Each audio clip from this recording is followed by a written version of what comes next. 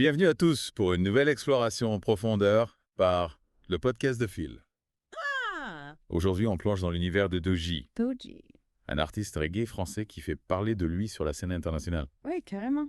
Doji, c'est un artiste qui brasse le roots, le rubadub et le dancehall Exactement. pour créer un son vraiment singulier. Un son unique, ouais. On va décortiquer son parcours et son impact à travers un résumé biographique assez fascinant. Avec plaisir. On commence par un moment charnière de sa carrière. Son premier concert à Byron Bay, en Australie.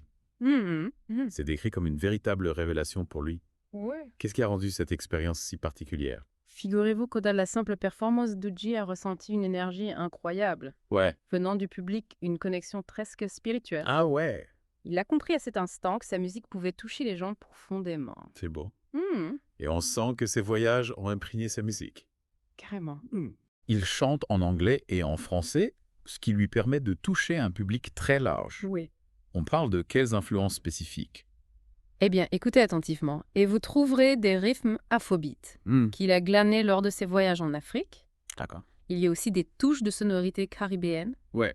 et européennes qui se mêlent au reggae, Ah ouais. créant un véritable melting pot musical. Un vrai citoyen du monde musical. Exactement. Et il a une présence importante en Australie, n'est-ce pas? Absolument. Il a été MC pour des soirées reggae très populaires là-bas et a même créé le Cafford Vance Sound Crew en 2013. Cuffer Sound Crew. Oui, C'est intriguant. c'est un collectif de musiciens et de DJs qui partagent la même passion pour le reggae et les sound systems. Et cœur? Ils organisent des événements et des festivals et contribuent à la scène reggae underground australienne.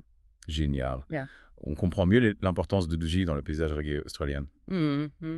Mais son succès ne s'arrête pas là, plus de 400 concerts dans 14 pays. C'est impressionnant. C'est colossal, Rototom Reggae Sunska Uprising Boomtown Fair. Oh wow! Il a joué dans les plus grands festivals de reggae du monde. Une vraie pointure internationale. Carrément. Et il y a eu cette collaboration avec Evidence Music, Oui. qui a donné naissance au hit Still and Solid avec Brother Culture. Ah, oui, un titre qui a dépassé le million d'écoutes. Propulsant Doji vers une audience encore plus large. Parlons un peu de ses performances, il a plusieurs formules, c'est ça. Exactement, son trio avec DJ Résident Ouais. et Aquin est explosif. Ah, Il wow. mélange la culture sound system avec l'énergie du live. C'est intéressant ça. Imaginez un DJ qui scratch des vinyles, un percussionniste qui donne le rythme Ouais! et Doji qui chante par-dessus. C'est une expérience unique. Ça donne envie. Oui. Et il propose aussi une formule plus classique avec le Backwash Band. Oui. C'est ça.